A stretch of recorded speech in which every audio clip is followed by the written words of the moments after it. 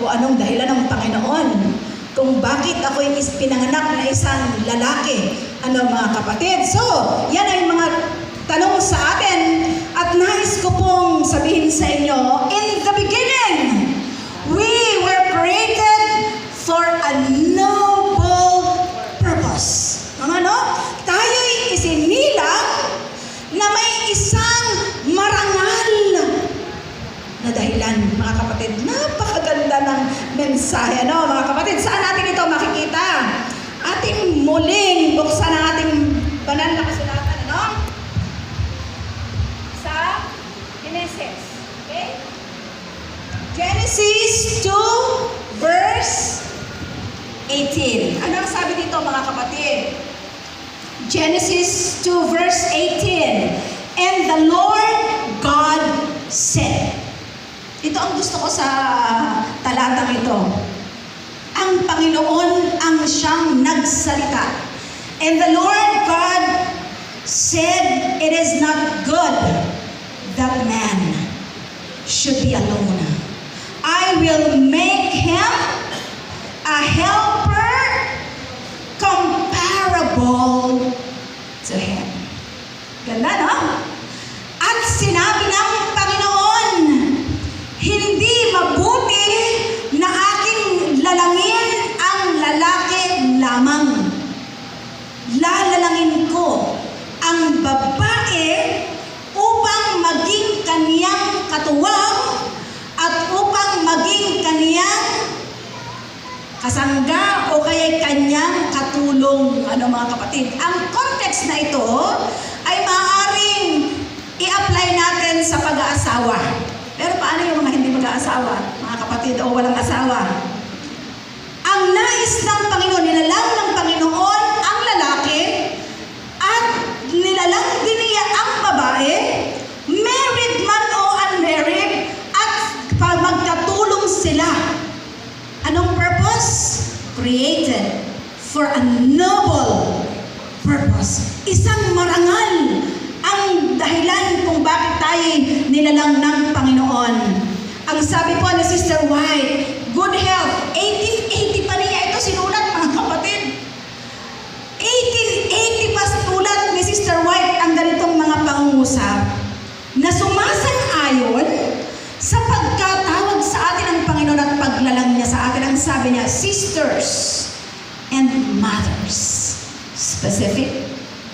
We have a higher aim, or we have a higher purpose, a more noble work than to study the latest fashion and form garments. Mga kapatid, alam niyo ba, yung sinulat ko na aklat, A Woman in Good Shape, ang foundation niyan, mga kapatid, ay hindi yung sarili kong research. No. Ang pundasyon niyan ay kung ano ang purpose ng Panginoon sa atin at mga sinulat ni Sister White. Kaya nga doon sa chapter 1 ng book na about spirituality, ay binabanggit doon on how we are going to cultivate our inner beauty. Sapagkat sa panahon ngayon, nais kong maging maliwanag, nalulungkot po tayo na maraming mga kababaihan ang kanilang focus ay kung paano sila gaganda physically, kung paano sila puputi physically, kung paano maganda ang kanilang buhok. There's nothing wrong, mga kapatid, na tayo magpaganda physically. Ngunit kapag ang ating focus ay napalayo sa noble purpose ng ating Panginoon sa atin, sayang, mga kapatid, sayang. Anong sabi ni Sister White? This is, sisters and mothers, our higher aim, our noble work is more than the study of the latest fashion and form garments. Ipagpapatuloy ko po, hindi pa tapos yung kanya hinati ko lang para mas malaki ang pagkasulat. We shall see at last how many people might have been blessed and redeemed from darkness and error by our letter I, not Irene, but influence. Ganda mga kapatid. Influence.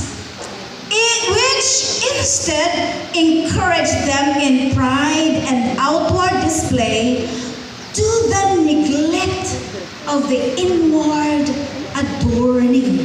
Mga kapatid, mas maganda pala at mas pinakamaganda ang ating linangin at ang ating bigyan ng pansin ay kung paano gaganda yung ating kalooban, yung ating pangloob na kagandahan, mga kapatid. Maganda ba mga kapatid? Ang ganda, no? Ang ganda.